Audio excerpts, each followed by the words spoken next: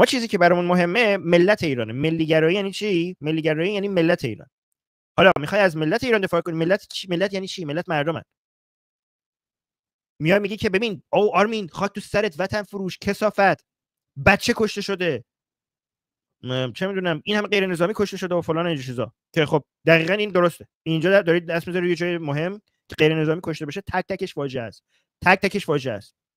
چیزی که تو نمیای محاسبه بکنی اینه که مقدار غیر نظامیایی که دارن کشته میشن به خاطر هر ثانیه‌ای که جمهوری اسلامی سر کاره، اینا رو حساب نمی‌کنی. یعنی وطن فروش توی بیشعوری هستی که به بهانه اینکه الان چند تا غیر نظامی کشته شدن توی این جنگ، می‌دونم 1000 نفر کشته شدن و فکر کنم نصفشون حدودا میتونیم بگیم غیر نظامی بودن. اگه نصفشون غیر نظامی بودن من فکر کنم میشه 500 نفر.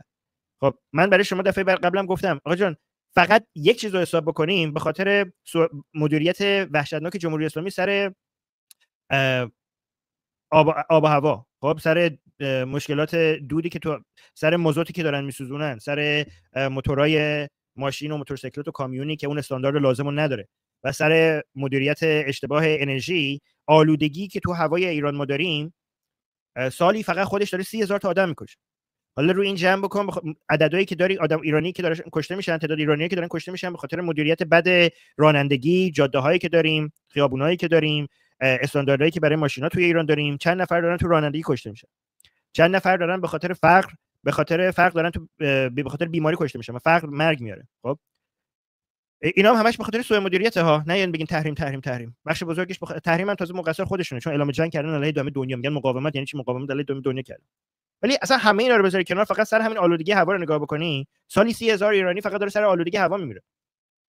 بعد شما داری میگی که ما وطن فروشیم برای اینکه 500 نفر ایرانی کشته شده و ما هنوز داریم از اسرائیل دفاع میکنیم. خب احمق بیشعور، اگه دلت برای ایرانی میسوزه، چرا این صدها هزار نفری که اینا رو روی هم جمع بکنی هر سال داره تو ایران میمیره به خاطر مدیریت بد جمهوری اسلامی؟ اگه دلت برای ایران و ایرانی میسوزه، هر اتفاقی بیفته که یک ثانیه سقوط جمهوری اسلامی رو نزدیکتر بکنه ازش استقبال میکنی. ببین اسرائیل حتی جنایتکارترین دولت جهان هم اگه بود، من که فکر می‌کنم اسرائیل ارتشش و دولتش اخلاق مدارترین ارتش دنیاست، ارتش اسرائیل. ولی اصلا فرض کن که این حرف من اشتباهه و واقعا جنایتکارترین ارتش دنیا بشه، حتی اگه واقعا شر مطلق بود ارتش اسرائیل، اگه دلت برای ایران و ایرانی میسوزه، هر چیزی که سقوط جمهوری اسلامی رو یک ثانیه نزدیکتر بکنه ازش می استقبال می‌کنی.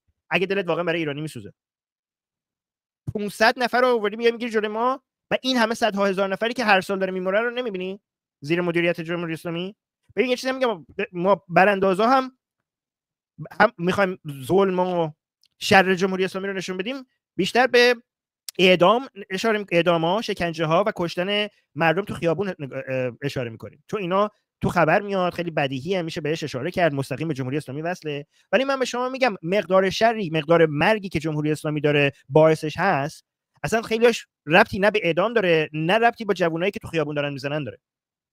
اونا هم هستا. ولی همین موضوع آلودگی هوا، همین یه دونه موضوع از همه اعدام ها و از همه جوانایی که تو خیابون کشته شدن، اعدام شدن، دستگیر شدن، از همش بیشتر همین یه دونه.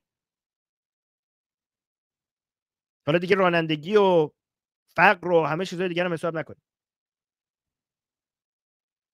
عبدالله میگه آرمین جوابمو